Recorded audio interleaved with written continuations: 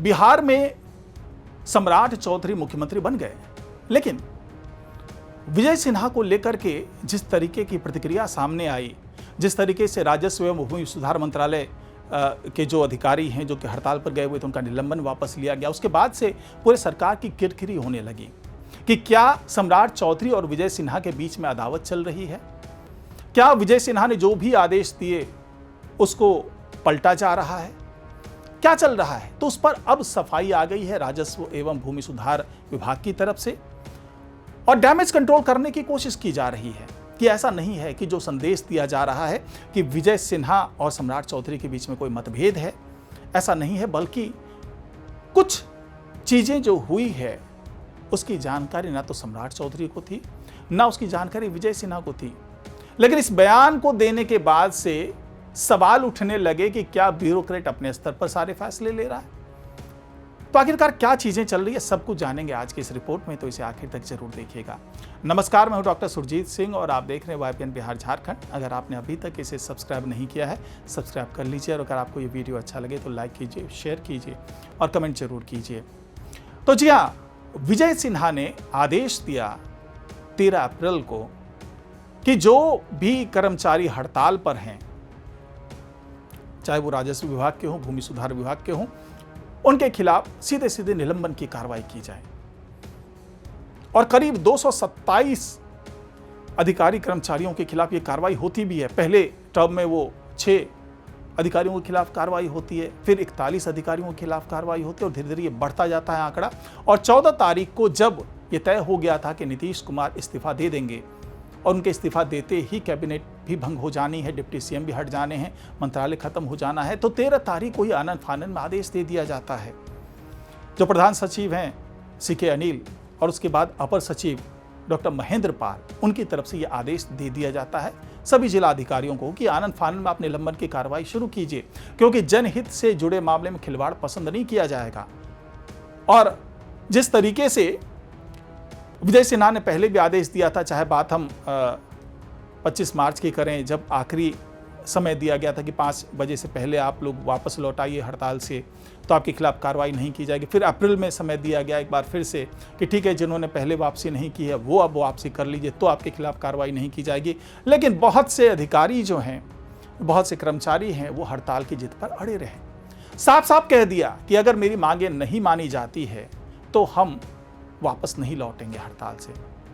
जो बिहार राजस्व सेवा संघ के पदाधिकारी है, उन्होंने भी पटना के गाय घाट में ये ऐलान कर दिया, मीटिंग करके ऐलान कर दिया कि हम झुकने वालों में से नहीं हैं। शायद उनको इस बात का एहसास था कि भाई ये तो कुछ दिन के मेहमान हैं, जब बीजेपी का मुख्यमंत्री बनेगा तो ये तो तय है कि डिप्टी सीएम दोनों जेडीयू का बनेगा, यानी कि विजय सिन्हा का जाना तो तय है, डिप्टी सीएम के पद से जाएंगे और उनसे ये मंत्रालय भी चला जाएगा। तो अब सवाल यह उठता है कि क्या यह सब कुछ पूर्व नियोजित था? क्योंकि विजय सिन्हा लगातार इस विभाग में व्याप्त भ्रष्टाचार पर प्रहार कर रहे थे, लगातार कार्रवाई की बात कर रहे थे, जीरो टॉलरेंस की बात कर रहे थे। लेकिन जो भी करप्ट अधिकारी थे, उन्होंने सोचा कि भाई हमारे खिलाफ कार्रवाई हो, उससे पहले हड़ताल पर पहुंच जाओ।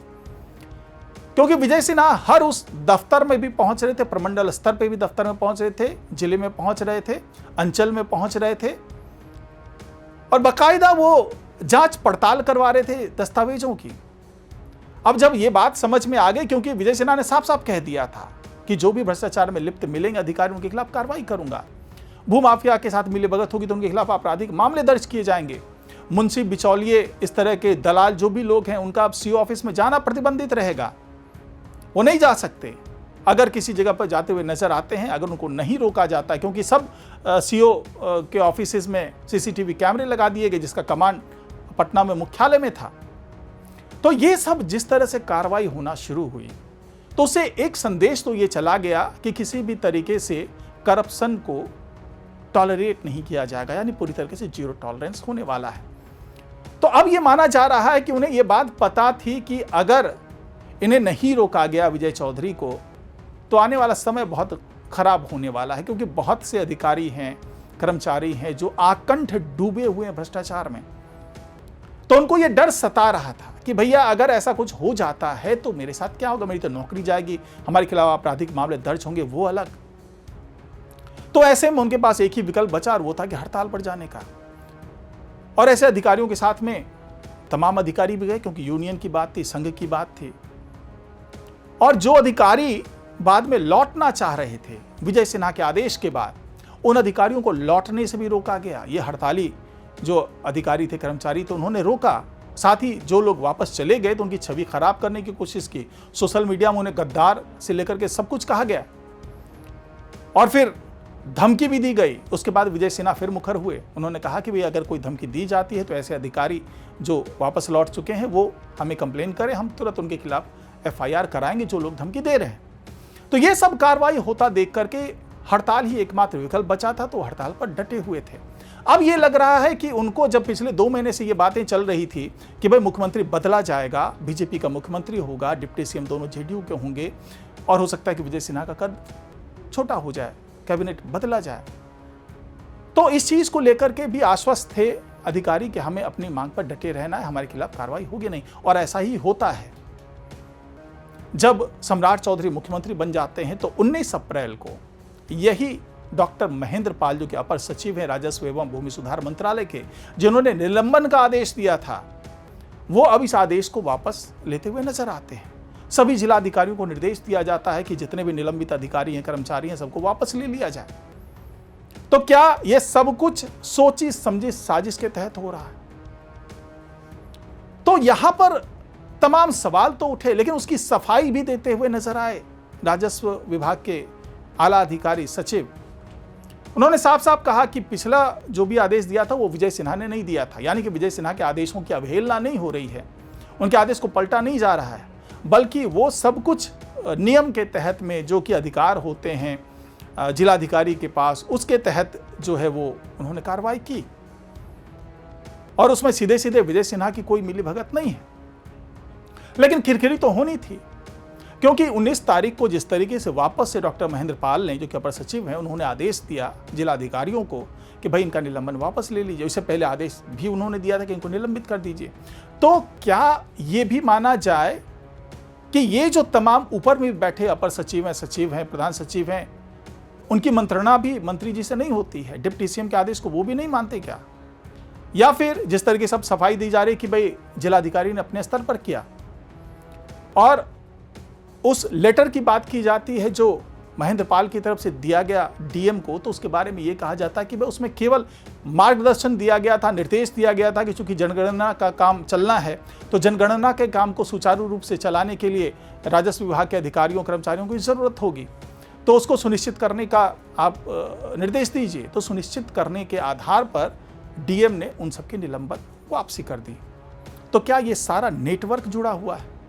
क्या जानबूझ करके मंत्री साहब को बदनाम करने की कोशिश हुई है?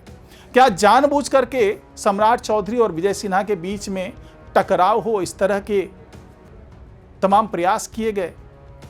तो अभी जो सफाई दी राजस्व एवं भूमि सुधार मंत्रालय ने, उससे मामला और उलझता हुआ नजर आ रहा है और सम्राट चौधरी की भी फजीहत होती नजर आ रही है, क्योंकि सम्राट चौधरी जो कि कहते हैं कि मैं करप्शन को लेकर के 0 टॉलरेंस पर हूं, तो सवाल ये उठा कि तो फिर निलंबित अधिकारियों की बहाली क्यों हो रही है? क्योंकि इसी भ्रष्टाचार के कारण तो उनको निलंबित किया गया था। तो फिर अगर आप वापसी कर रहे हैं, इसका मतलब है कि 0 टॉलरेंस की बात केवल कहने सुनने की है, दिखाने की है, वास्तविकता में ऐसा कुछ नहीं हो रहा।